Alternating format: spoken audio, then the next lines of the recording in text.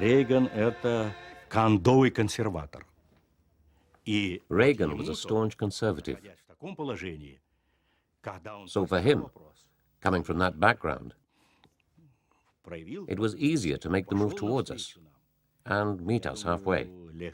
Someone else might not have been able to do it, and the chance could have been lost. И шанс мог быть упущен.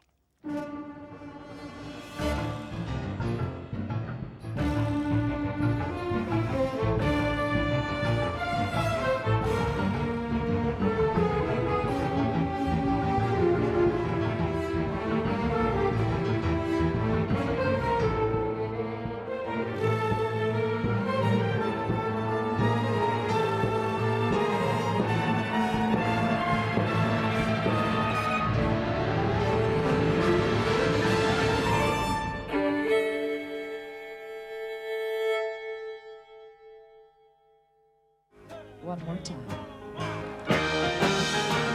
Stand by your man. Give him 2 arms to cling to. A concert on the White House lawn for an ex-Hollywood film star who was now President of the United States. Stand by your man.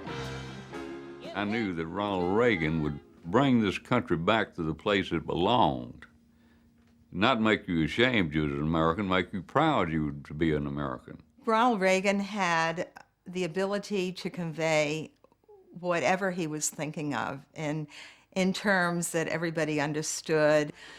He just seemed to have a warmness about him that the people felt. You're making me nervous. I love you. You're wonderful. Thank you. Ladies and gentlemen, I give you the B-1B. A strident anti-communist for most of his adult life, Ronald Reagan believed America lagged behind the Soviet Union in the arms race. I urge you to beware the temptation of blithely declaring yourselves above it all and label both sides equally at fault. To ignore the facts of history and the aggressive impulses of an evil empire, to simply call the arms race a giant misunderstanding, and thereby remove yourself from the struggle between right and wrong and good and evil. In the first years of Reagan's presidency, the Soviet Union's armed might appeared to be at its peak. I had no doubt that the Soviet goal was world domination. Their military posture, their actions, their foreign policy actions, their aggressive behavior, all of this contributed to that single conclusion.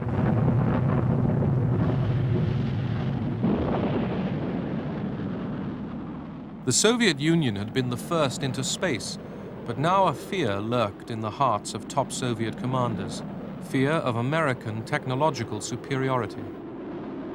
I had a meeting in Moscow with Marshal Agarkov, the chief of staff of the Soviet Armed Forces.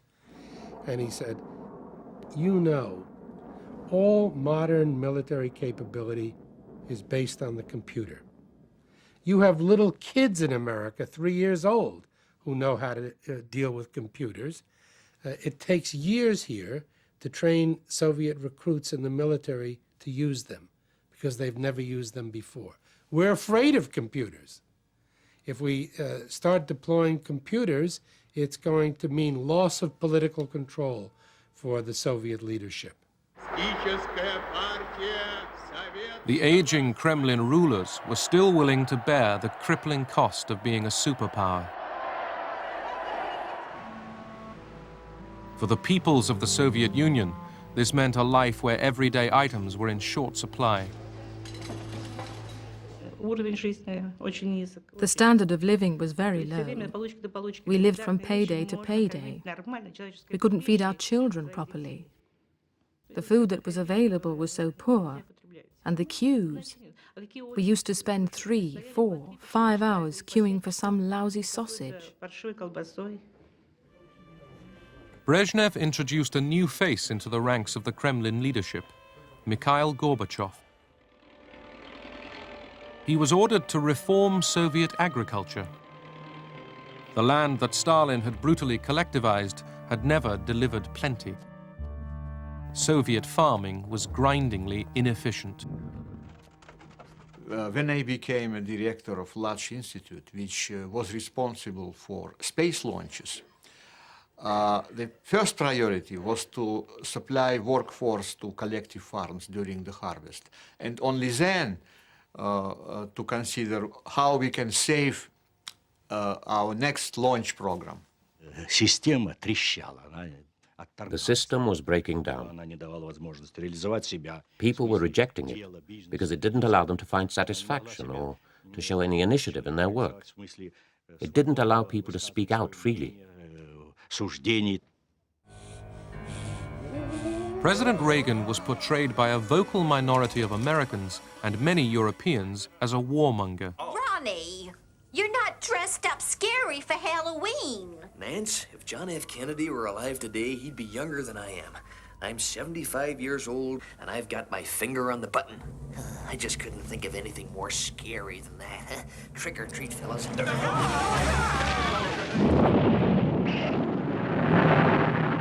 The United States and the Soviet Union already possessed nuclear arsenals large enough to wipe each other out. Both sides were constantly introducing more powerful and accurate missiles.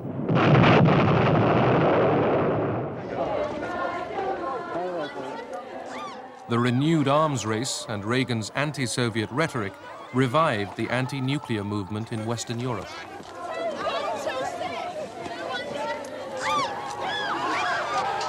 Peace campaigners could not have imagined that the revulsion they felt for nuclear weapons also had an echo in the White House. The president viewed the concept of deterrence between us and the Soviet Union as no different than holding a cocked gun at each other's heads. It was very clear to me from the beginning that he was, to say the least, extremely uncomfortable. And as I began to understand later on, he was fundamentally, morally, ethically opposed to the concept of mutual assured destruction and deterrence as we know it. Advances in computers and laser technology promised to give Reagan, and he believed the whole world, a way out of the nuclear dilemma.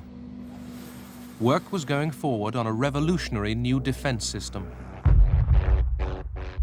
What if free people could live secure in the knowledge that their security did not rest upon the threat of instant U.S. retaliation to deter a Soviet attack, that we could intercept and destroy strategic ballistic missiles before they reached our own soil or that of our allies?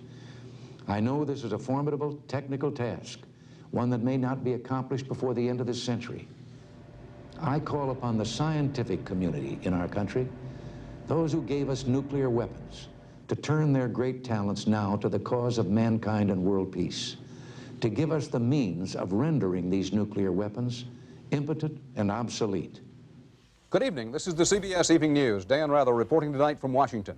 President Reagan today followed up last night's defense policy speech. He gave the go-ahead to develop a space-age system designed to neutralize an enemy nuclear missile attack, a system domestic critics today called too high cost, too high tech, too pie in the sky. Suppose we had been talking in terms of 1940, and somebody had said, we can take a little atom. An atom is something you can't see. But when we explode that little atom, we can destroy a whole city. Would you have believed it? Would you have said, let's try it? Franklin Roosevelt said yes. Franklin Roosevelt is in history as a hero. For what? Producing an offensive weapon of mass destruction. Ronald Reagan, on the other hand, came into office and said, hey, we should have something that will stop this. Reagan's Strategic Defense Initiative, SDI, nicknamed Star Wars after the movie, envisaged satellite and ground-based weapons that could destroy Soviet missiles with darts and laser beams. It was a shock with us. It's like all our hopes for beginning of the understanding how dangerous is this militarization of space just suddenly very evaporated. All the parity and stability created over many years through arms procurement and negotiations were disrupted. It meant that we too would need to spend huge amounts of money. It would begin a new phase in the arms race.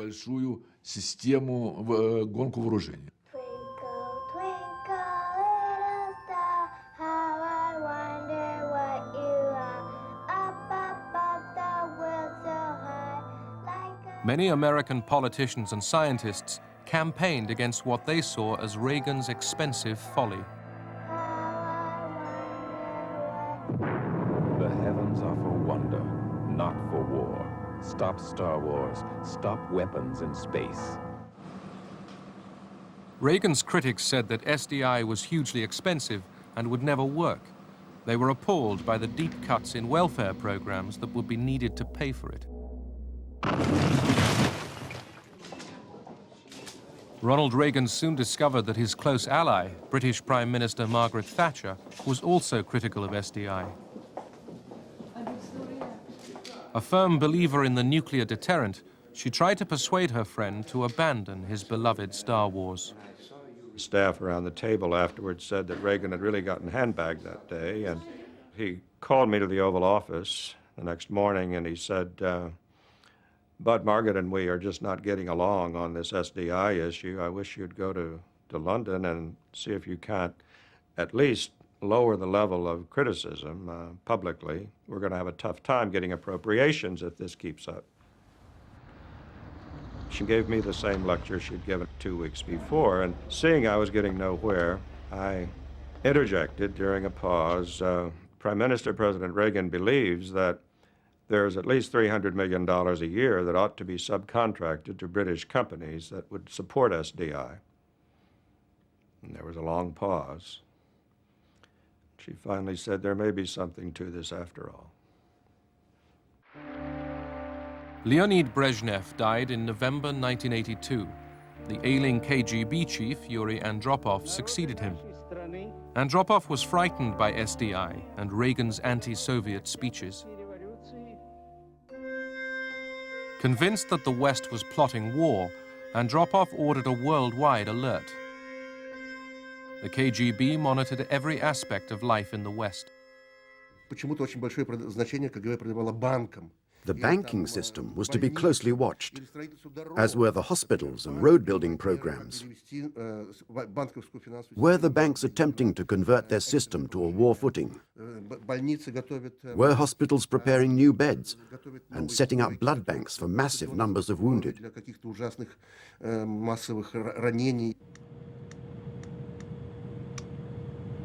The Americans stepped up spy flights in sensitive areas along the Soviet Union's long borders.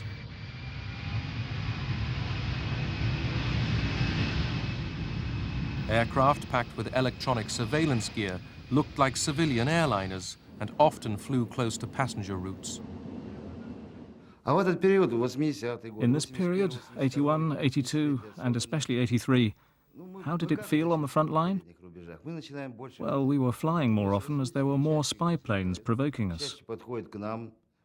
We were in a constant state of tension. On August 31st, 1983, a South Korean airliner, KAL Flight 007, with 269 people on board, left Anchorage for Seoul. The Boeing 747 strayed from its normal route into Soviet airspace. I received a phone call informing me that an unidentified plane had been spotted over Kamchatka and that our attempts to contact it had been unsuccessful. I ensured that all the forces at our disposal were immediately put on alert.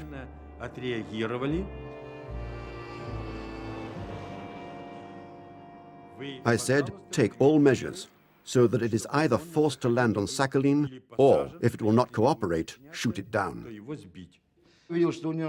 I could see 2 rows of windows which were lit up. I wondered if it was a civilian aircraft. Military cargo planes don't have such windows. I wondered what kind of plane it was, but I had no time to think. I had a job to do. I started to signal to him in international code. I informed him that he'd violated our airspace. He did not respond. Despite the signals from our planes, including warning shots with tracers, the pilot failed to react, simply continuing on his course. My orders were to destroy the intruder. I fulfilled my mission. The Korean airliner came down off Sakhalin Island, killing everyone on board.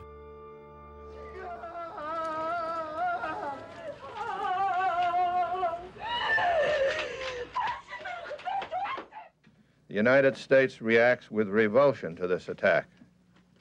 Loss of life appears to be heavy. We can see no excuse whatsoever for this appalling act. We came to the conclusion that we simply needed to be honest and admit an unfortunate incident has occurred. There was a pilot error, bad weather. One thing led to another. It was not a pre-planned action. No one wanted this. It was a tragic mistake. We went to Kornienko, the deputy foreign minister, who agreed with us. But he was not able to convince the leadership. This was a question of prestige, and the military don't like to admit mistakes. A mood of crisis now gripped both East and West. Arms control talks were broken off. Soviet SS-20 rockets were now confronted by cruise and Pershing missiles deployed in Western Europe.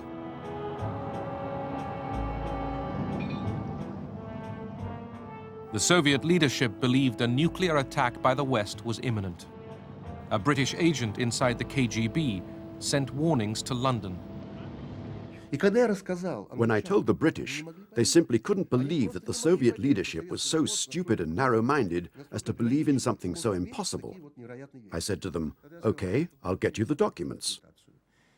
I think only a tiny handful of people knew the full details of how fearful they were, and we knew them, as is now public knowledge, through some extremely well-placed agents who were able to pass on the information that the Russians actually feared that the West was preparing for aggressive nuclear war against the Soviet Union. Allied and domestic concern rose. Good evening. Please be seated. Reagan tried to reassure Andropov. Just suppose with me for a moment that an Ivan and an Anya could find themselves, say, in a waiting room or sharing a shelter from the rain or a storm with a Jim and Sally. And there was no language barrier to keep them from getting acquainted. Would they then debate the differences between their respective governments? Or would they find themselves comparing notes about their children and what each other did for a living? Ronald Reagan, encouraged by his wife Nancy, consulted Suzanne Massey, a popular writer on Russia, to help him understand his Cold War adversary. President Reagan was, of course, a people person. He loved people, and he had great instinct for people. I had been told by these fellows at the White House that, of course, if I were ever writing anything for the president, it had to be double-spaced 1.5 pages. Well, what can you get from that? President Reagan never seen a Russian in the first 3 years. He couldn't go there. He was an actor. Actors like to absorb from feeling. I said, Mr. President, if you are re-elected, will this policy of small steps toward better relations be a continuing policy of your administration? And Ronald Reagan had a pretty eagle eye when he wanted to, and he looked down at me and he said, very definitely, he said, yes, if they want peace, they can have it. But to whom in the Kremlin could Reagan talk peace? In March 1984, Yuri Andropov died. His successor, Konstantin Chernenko, was too frail to start a dialogue. The West looked for some small sign of change. We needed to try to search out the people who would guide the Soviet Union after Brezhnev, after Andropov. And looking around, there were about 2 or 3 possible people in terms of age and seniority. We dispatched invitations to all 3. It was pure chance that Gorbachev was the one who accepted first. When Gorbachev came to the United Kingdom, he indeed brought his wife, and that was one of the first signs that we were dealing with someone quite different. Soviet leaders very, very rarely traveled with their wives anywhere. I'm cautiously optimistic. I like Mr. Gorbachev. We can do business together. We both believe in our own political systems. He firmly believes in his, I firmly believe in mine. We're never going to change one another. We better hang on from them. March 1985. Konstantin Chernenko was dead. At his funeral, world leaders paid their respects to Mikhail Gorbachev and weighed up the new, younger man in charge of the Soviet Union. George Bush was there. As vice president, he was head of our delegation. When we walked out of that meeting, I said to George, I said, this is a very different Soviet leader than any we've seen before. Russians, too, noticed the difference. Gorbachev was greeted with great enthusiasm. Everyone cheered in our institute. We were all pleased that such an energetic and educated person had become the new Secretary General of our Communist Party. We expected a miracle. We thought he was the Messiah who had come to introduce change. The state of the Soviet Union and its society could be described very simply with a phrase used by people across the country. We can't go on living like this any longer. That applied to everything. The economy was stagnating, there were shortages, and the quality of goods was very poor. Gorbachev took over a superpower sick with social breakdown, corruption in the Communist Party, and alcoholism.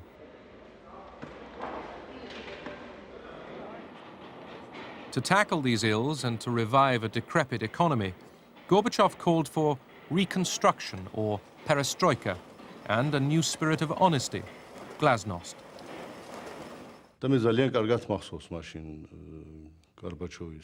I remember very clearly what Gorbachev said at that time. He said, there are 2 roads we can take. We can either tighten our belts very, very tightly and reduce consumption, which the people will no longer tolerate. Or we can try to diffuse international tension and overcome the disagreement between East and West,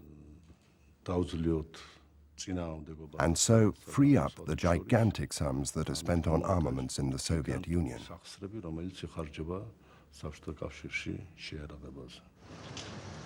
In Washington, Reagan had to overcome objections from inside his own administration before he could meet the new man in the Kremlin. I truly believe that Ronald Reagan would have had the foreign policy battle of his life, if not the broadly political battle of his life, starting within his own party and across this country, if he had tried to reach out to Gorbachev without a seconder for his point of view. But you want to, but you need to get away. It took Margaret Thatcher to talk first with the Gorbachev and then to publicly say, this is a man we can deal with. Geneva, Switzerland, November 1985. The stage was set for the first superpower summit in 6 years. Reagan, too, was keen to find out whether he could do business with Gorbachev. I felt always that President Reagan was exactly the kind of man that Russians, under normal circumstances, would have really liked, the kind of American that they would really like. First of all, he was kind of an icon, you know, he's a cowboy, and they loved that. And the other was that he was very patriotic. You really had the sense that he was going to break into God Bless America every time you saw him, and it wasn't corny. He really believed it. And Soviet Union, even some of the most hardened, cynical Soviets, really respected patriotism. Many people in the West wondered whether the 74-year-old Ronald Reagan was up to taking on the 54-year-old Mikhail Gorbachev. The president's aide came in and said, "Mr. President, you know, do you want to put your coat on?" And he said, "Oh, I'm not sure." And somebody said, "Well, it's very cold outside. You should really wear a coat." It was announced that the Soviet cavalcade was at the gates. And Reagan turned and, without putting on his overcoat, walked to the door. And there was much speculation as to whether this tired old man, President of the United States, could keep up with this wily, energetic, young, vigorous communist. And to the amazement of the world, the old man goes down the steps, lickety-split, meets and greets the Soviet leader, who comes out all bundled up in an overcoat, hat, muffler, looking as though he were in Iceland rather than Geneva. The summit agenda, human rights, Afghanistan, and arms control, was daunting, but the body language was encouraging. The two leaders immediately held a private meeting. It was scheduled for 10 minutes. 20 minutes went by, 30 minutes went by, 40 minutes went by, and the White House guy who keeps the schedule going came around to me, and he said, "I should go in and let them know they're going overtime." And I said, "If you do that, you should be fired." The name of the game, it shows they're getting along. But were they really getting along? I returned at the break to meet my colleagues. They asked, "What's your impression?" I said, "I have met a caveman, a dinosaur." The two leaders were divided above all by Reagan's Strategic Defense Initiative, Star Wars. Are you getting along? See that, can't you? It was a shouting match, not angry as much as two people, as I said, passionate in their views, with diametrically opposed positions. And this was the occasion in which the president said, "But you must believe that this is so important for the safety of the world that I will give you the technology as we develop it." And Gorbachev laughed and said, "Mr. President, surely you understand I can't believe that, since you won't even give us the technology for milking machines." Mikhail Gorbachev left Geneva without agreement on his main objective, curbing the arms race. But the United States and the Soviet Union were talking again.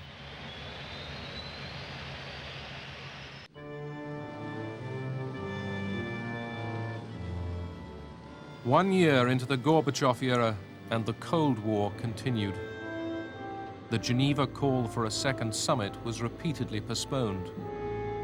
Fears of nuclear war remained, and even increased.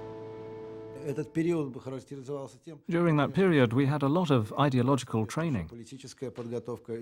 We were constantly told about Reagan's speeches, so we called the US imperialists the evil empire.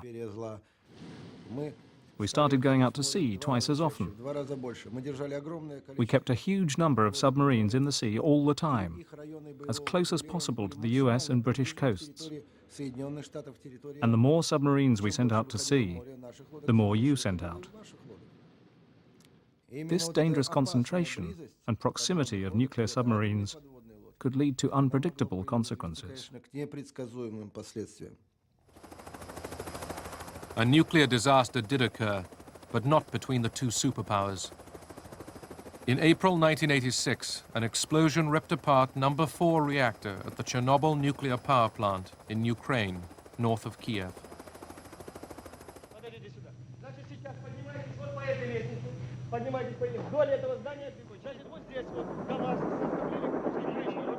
The disaster highlighted the incompetence of the Soviet system as volunteers started the lethal task of cleaning up the huge radioactive leak. The firemen who got burnt while helping to extinguish the blaze were brought to a hospital near where I lived. At the time, people knew nothing about radiation, and there was a lot of confusion about how it was transmitted. The firemen died very soon after, and when they were buried, people were scared that the radiation would spread from their graves.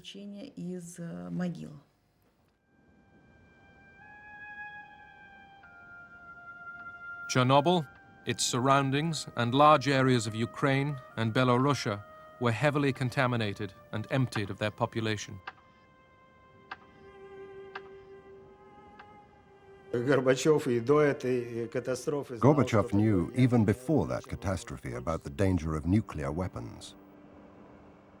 That explosion showed that even without war and without nuclear missiles, nuclear power could destroy humankind.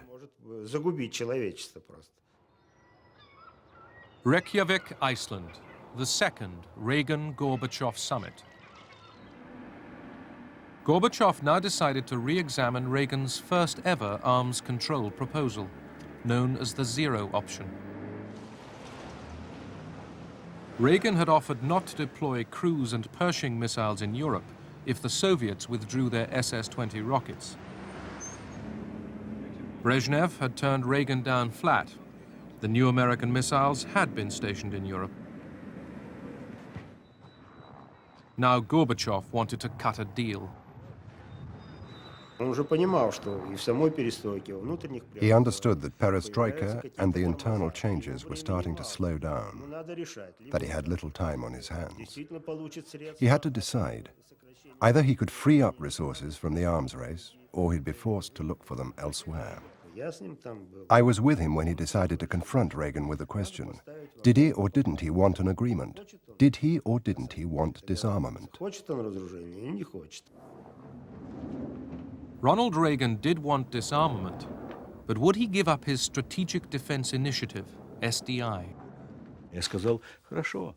I said, okay, let's not even leave 100 missiles. Let's abolish them completely and go for the zero option. This came as a shock. Everyone was surprised. Reagan hit the table and said, well, why didn't you say so in the first place? That's exactly what I want to do. And if you want to do away with all weapons, I'll agree to do away with all weapons. All weapons, of course we'll do away with all weapons. Good. That's great. Now we have an agreement, yes. But you must confine SDI to the laboratory. No, I won't, said Reagan. No way. SDI continues. I told you that. I am never going to give up SDI. I think that my principal position was and remains the same. The nuclear arms race should never be taken into space. It was difficult enough to limit the nuclear arms race on Earth. Gorbachev pressed and pressed, and at one moment, President Reagan, who was very clear in his mind about this, wrote a little note and pushed it over at me. It said, George, am I right? I read this note.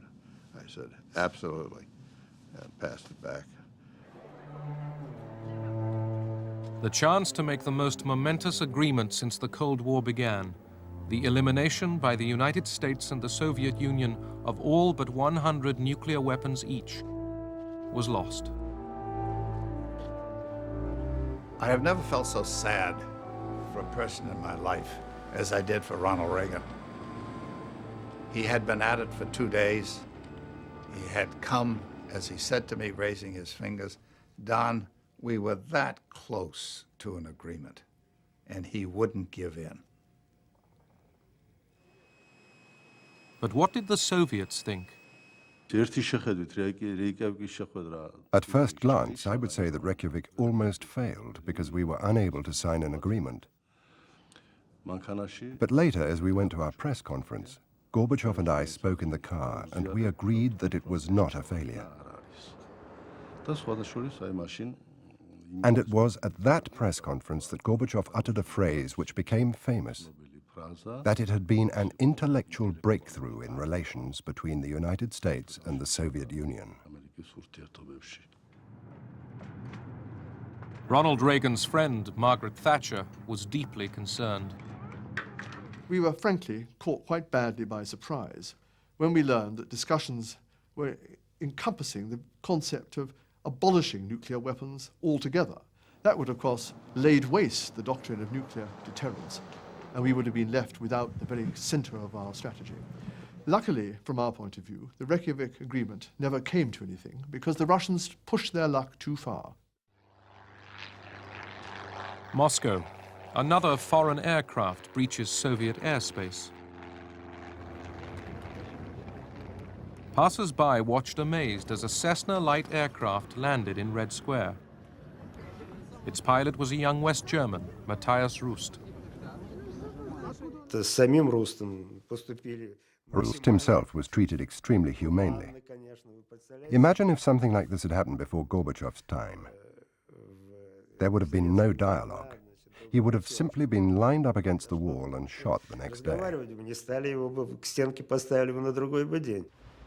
Gorbachev set Rust free, but used the incursion as an excuse to dismiss several members of the Soviet High Command.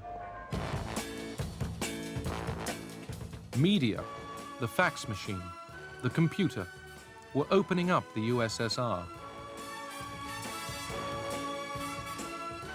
Gorbachev and the Politburo watched satellite TV in their offices. After Olympic boycotts, the 1986 Goodwill Games were seen live both sides of the Iron Curtain.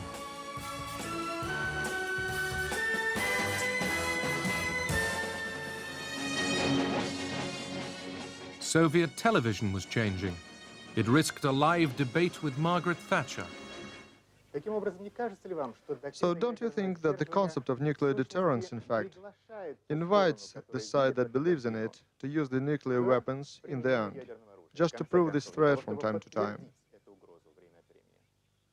Isn't a policy of conventional weapons, with the terrible bombs raining down, with the missiles, with the aircraft, with the submarines, with the torpedoes, with the tanks, with chemical weapons, isn't that based on the possibility of threat? I felt very embarrassed for our journalists. It was so painful to watch. At first, I was a little hurt. Then I was roaring with laughter. It was on this occasion that she made so many fans. And we're saying to anyone who dares to attack us, do not do it. You couldn't win. The results will be devastating. I think you're saying the same. I have to say that Margaret Thatcher was one of the politicians with whom it was very important to maintain a dialogue, because she was a very strong personality and a strong politician. And in spite of us constantly arguing with her at every meeting we had, we respected each other's position.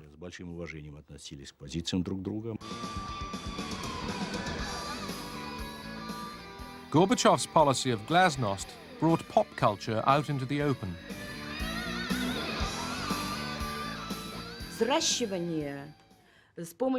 A new breed of young people was created by our intellectuals, a breed that rejected all our Soviet past. This was moral degradation. Our youth was being turned into human robots. The Soviet people were being plunged into wrenching change.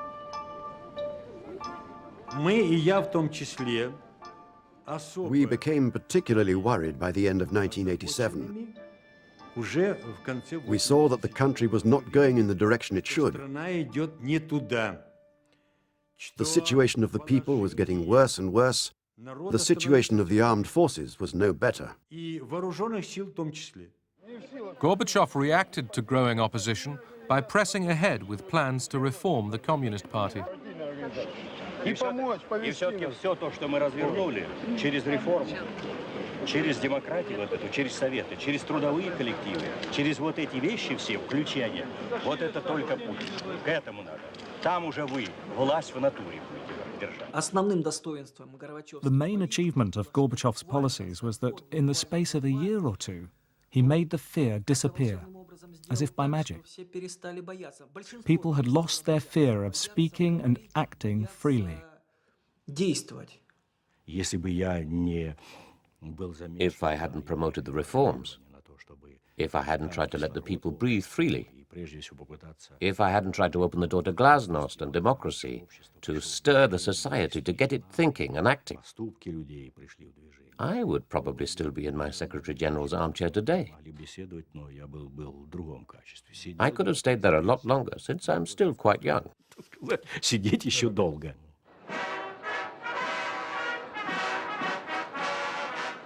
Washington, D.C. Ronald Reagan still pursued his Star Wars vision. The Kremlin now believed that it would never happen, and therefore should not delay agreement on arms reduction. Gorbachev, in the United States for the first time, had come to sign an historic treaty. His visit, seen live on Soviet TV, enhanced his standing at home and abroad. All I'd ever seen of Soviet leaders was Khrushchev banging his shoe on the table and some old men in drab uniforms all looking like Mao Zedong, you know, and had no personality and looked like they were zombies. Here comes Gorbachev. He was wearing a good, well-cut Brooks Brothers suit and tie. He even had on a white shirt. He was outgoing. He was meeting people. He was joking. And he was getting along with people in Washington, D.C. Ladies and gentlemen, the President of the United States and the General Secretary of the Central Committee of the Communist Party of the Soviet Union. A Russian saying Reagan had learned from Suzanne Massey now seemed appropriate. The Russians like to talk in proverbs. It would be nice for you to know a few. And I said, you're an actor, you can learn them very quickly. And I gave him this, Mrs. Reagan was with us at the time, and she liked this one. And I said, here it is, and it was Daveriai, no praveriai. Mr. General Secretary, though my pronunciation may give you difficulty, the maxim is doviai no proviai, trust but verify. Назначение этого... На каждой встрече вы это повторяете. You repeat that at every meeting.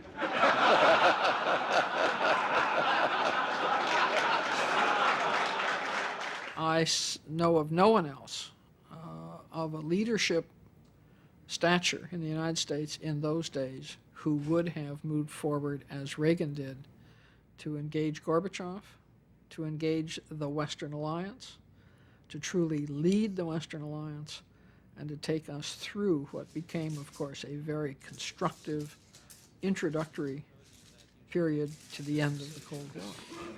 Yes. Можем даже обменяться. I think we should change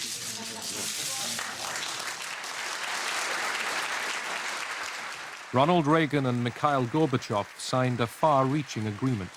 For the first time, an entire category of nuclear weapons was to be abolished.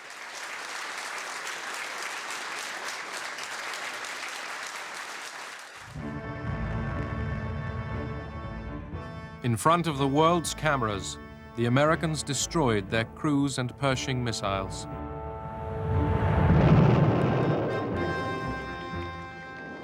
The Soviets dismantled their SS-20s.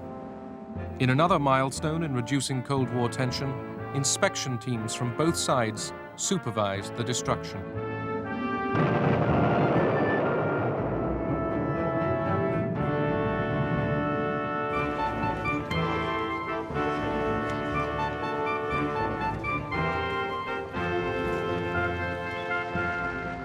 In his last year as president, Ronald Reagan paid his first ever visit to the Kremlin.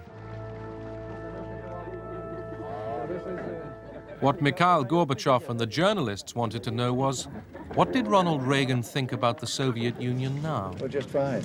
You still think you're in an evil empire, Mr. President? No.